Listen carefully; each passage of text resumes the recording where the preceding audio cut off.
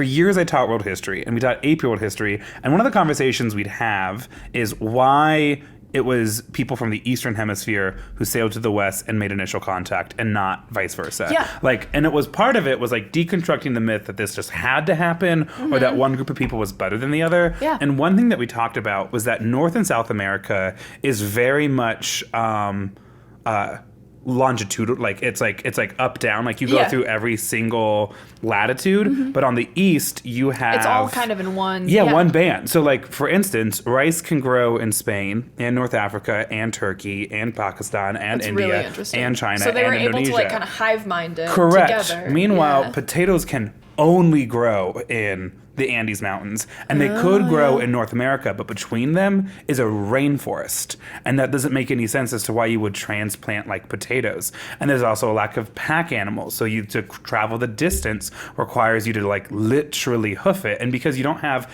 that initial contact between pack animals, you don't have as strong of a maritime trade, and without maritime trade, you don't have major cities like on the coast, and all of it kind of has to do with just like the geography. And also, if you think about it even further, Europe and Asia are separated by a giant like plateau that you can, I mean, relatively easily in the world of history cross on horseback, right? But if you wanted to go from the Andes Mountains to like an equivalent distance, like let's say the Carolinas, right?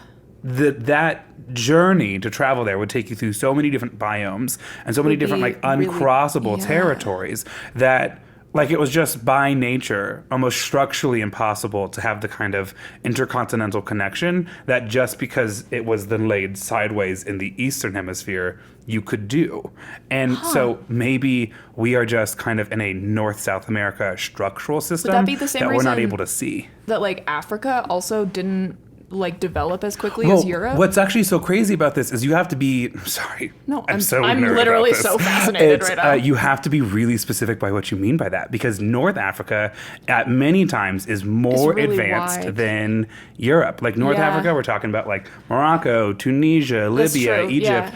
Oftentimes these places were more developed, but that's not true for the rest of Africa. And why is that? It's because you have the Great Saharan Desert, which is this huge, like not true, fully impassable, but for the most part, difficult, impassable area. Similar to like a rainforest. Right. And so that cuts off all of the rest of Africa from the kind of development that you're going to see up north. And the only other region in Africa that experiences something even kind of similar is the east coast of Africa with like the Swahili people, because of their ability to connect with people through like maritime trade in India through a highly predictable monsoon season that changes the wind every 6 months. And so when you think about stuff like that, like Africa experienced to a degree the same kind of geographic barriers that North and South America did. And it completely changes their development.